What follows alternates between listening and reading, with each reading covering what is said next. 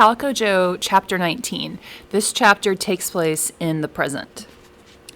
Killing time in the Atlanta airport, I call Clarence Rook. It has been slightly more than 24 hours since I said goodbye to him, but it seems like a month. "You'll never guess who called me last night," he says. "Charlie or Red?" "Charlie. Said he got a call from Joe, who said I showed up at the field with a stranger and he was just checking in to make sure everything's okay. That's what Charlie always says. Clarence, everything okay?" I said, "Sure, Charlie, just a nephew from Texas who wanted to see the field." "Why didn't you tell him the truth?" I ask. "Well, I did, later. I got to thinking about it, chatted with Faye, and so I called Charlie back. Said I had something important to discuss with him and Red, and could we meet for coffee? We did this morning at a quieter place north of town. I told them all about you, your visit, and so on." He stops talking, and this is not a good sign. Let me guess. They did not weep with sorrow at the news that Warren Tracy has terminal cancer. They did not. A pause, another bad sign. "And the idea of him coming to Calico Rock to meet with Joe, how was that received?" "Not very well. At least, not at first. In fact, they didn't like the idea of you being here." "Will they shoot me if I return?" "No, they warmed up considerably. Even promised to talk to Joe and see if he likes the idea. I pushed a little, but it's really none of my business." "What about the meeting with your father?" I decide to spin it. "Well, I got the door open, I think. We had some frank discussions, a lot of old family stuff, nothing you want to hear.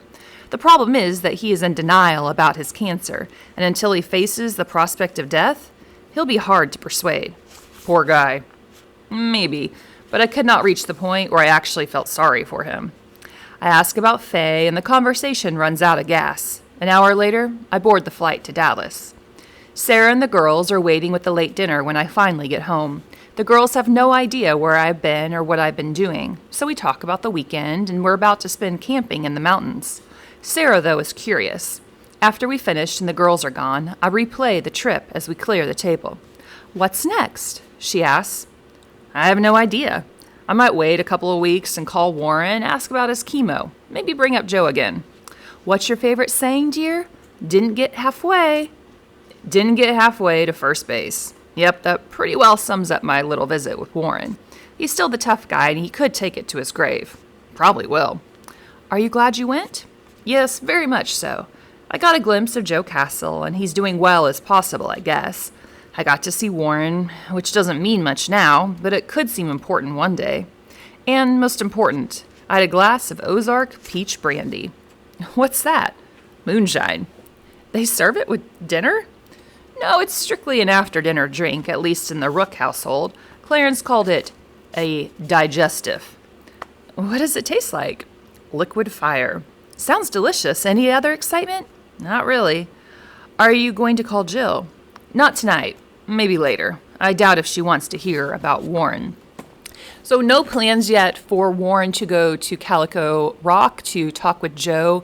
However, Clarence Rook is really helping Paul out with this whole situation by talking with the family, getting them used to the possibility of the idea.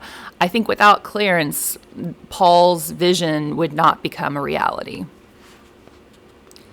A week later, I leave the office for lunch and drive to a city-owned, multi-field complex where most of my friends have coached their sons in the various youth leagues.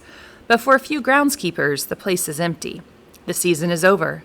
I climb the bleachers of the big field, as it is known, a regulation-sized diamond with a center field wall 400 feet away. I sit in the shade below the press box and eat a chicken wrap. It is August 24th, 2003. 30 years ago tonight, I was sitting with my mother in Shea Stadium, watching my hero Joe Castle walk to the plate to face my father. I slowly recall those images and again hear the sound of Joe being struck. The horror, the chaos, the fear, the ambulance, then the fighting and the aftermath. His skull was cracked in 3 places. His cheekbone was broken. He was bleeding from his ears, and the doctors at first thought he was dead. That time and the place seems so far away now. The beanball ended 2 careers. And I'm not sure what it did to me. It broke the hearts of millions of people, so I wasn't the only one wounded.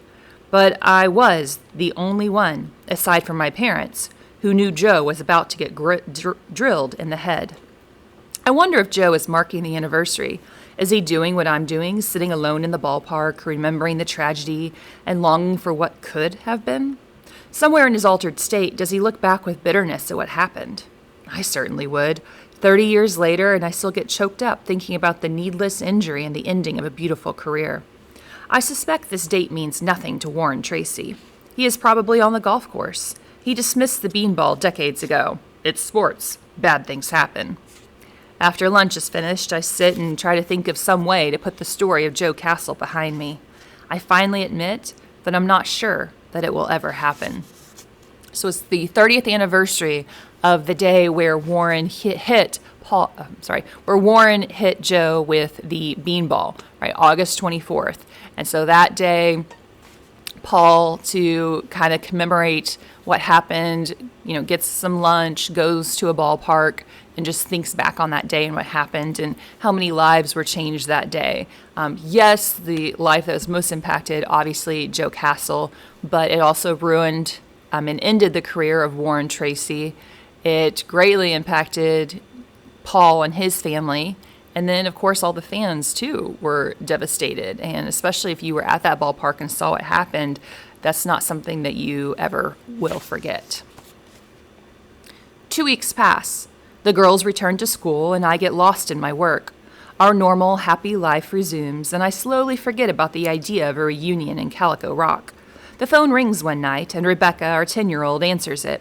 She runs into the den and says, "Dad, it's some man named Warren. Wants to talk to you." Okay, so his granddaughter doesn't even know who he is on the phone. That's how involved Warren is with his grandchildren's lives. Sarah and I look at each other. Neither can remember the last time Warren called our home.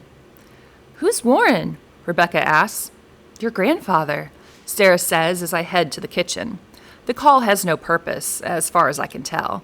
His voice is scratchy and weak, and he informs me that chemotherapy is not pleasant. He has no appetite, so he's losing weight along with his hair. Agnes drives him to the hospital twice a week for the infusions, which take 2 hours each in a depressing room with a dozen other cancer patients hooked up to their drips. He stuns me by asking, "How's the family?" And when Sarah walks through the kitchen and hears me talking about our children, she is shocked. He informs me that he called Jill a few hours earlier, but no one answered the phone. Warren Tracy is calling his children. He must be dying.